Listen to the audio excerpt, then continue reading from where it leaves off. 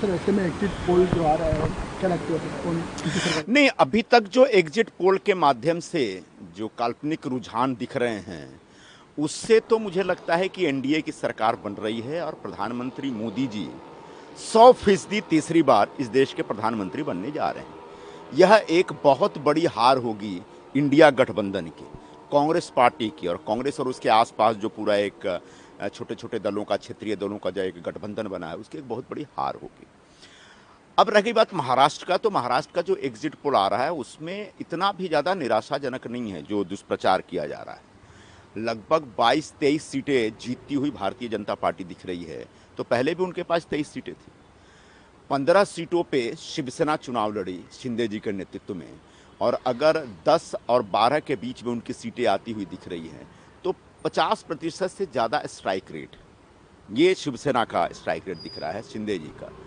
अब जो उद्धव ठाकरे जी की जो उबाठा शिवसेना है, उसने 21 सीटों पे चुनाव लड़ा था, और 21 सीटों पे चुनाव लड़ने के बाद अगर वो 10, 11, 12 सीटें लेके आते हैं, तो निश्चित तौर पर चुनाव के बाद एकनाथ शिंदे एक बहुत बड़े ताकतवर नेता के तौर पर उभर कर आएंगे। कम से कम उद्धव ठाकरे से ज़्यादा मजबूत और क्रेडिबल फेस हैं शिवसेना के, यह निकल करके आएगा। रह गई बात एनसीपी की, तो एनसीपी की 1 से लेकर 3 सीटें आती दिख रही है अजीत पवार जी की।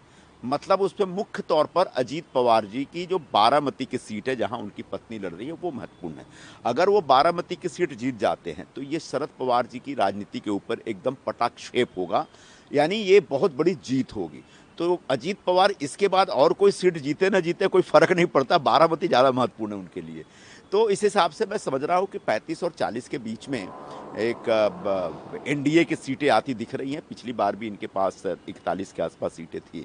तो बहुत ठीक ठाक नतीजे दिख रहे हैं मुझे रुझान में, और 4 तारीख को शायद इसमें और बेहतर करेक्शन हो जाए। अब रही बात महाराष्ट्र का, तो महाराष्ट्र का जो एग्जिट पोल आ रहा है उसमें इतना भी ज़्यादा निराशाजनक नहीं है जो दुष्प्रचार किया जा रहा है। लगभग 22-23 सीटें जीतती हुई भारतीय जनता पार्टी दिख रही है। तो पहले भी उनके पास 23 सीटें थी। 15 सीटों पे शिवसेना चुनाव लड़ी शिंदे जी के नेतृत्व में, और अगर 10 और 12 के बीच में उनकी सीटें आती हुई दिख रही हैं, तो 50% से ज़्यादा स्ट्राइक रेट, ये शिवसेना का स्ट्राइक रेट दिख रहा है, शिंदे जी का। अब जो उद्धव ठाकरे जी की जो उबाठा शिवसेना है, उसने 21 सीटों पे चुनाव लड़ा था, और 21 सीटों पे चुनाव लड़ने के बाद अगर वो 10, 11, 12 सीटें लेके आते हैं, तो निश्चित तौर पर चुनाव के बाद एकनाथ शिंदे एक बहुत बड़े ताकतवर नेता के तौर पर उभर कर आएंगे। कम से कम उद्धव ठाकरे से ज़्यादा मजबूत और क्रेडिबल फेस हैं शिवसेना के, यह निकल करके आएगा।